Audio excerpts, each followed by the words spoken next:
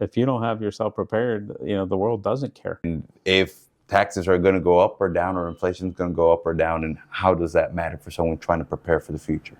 Well, all the revenue streams that you probably have, unless they're in a savings, just straight up savings, are going to get taxed, except the Roth, because in the Roth you're putting money after tax dollars in.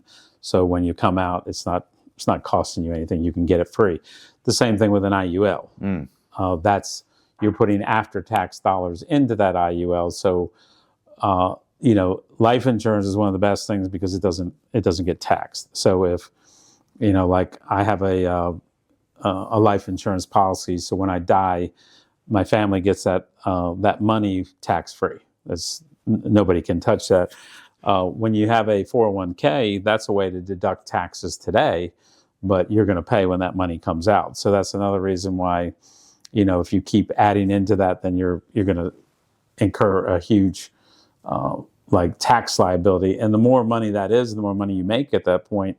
It just goes, if you get that, and then maybe you have some other investments or whatever that are coming in, they're all going to a pool, and then you're going to get taxed at a higher amount.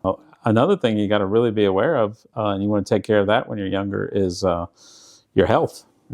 First off, you want to take care of yourself, but then we have an epidemic of cancer in this country, and so you better make sure you have good health care. And one thing that I think is going to become a very popular item is long-term care. If you don't have people that would be willing to take care of you, then you're going to, you'll get wiped out in a long-term care facility. If you get Alzheimer's or something of that nature, they're going to take pretty much all your assets if you're not prepared for that. It's not like, oh, I got, it's not really how much money you have, it's how much money you get to use.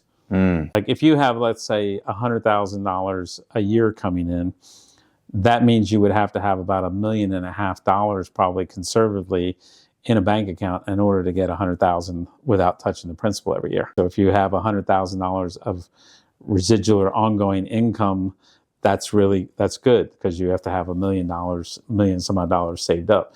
So if you want $500,000 a year coming in at retirement, just start thinking about that. You probably got to have $5 to $7 million in the bank.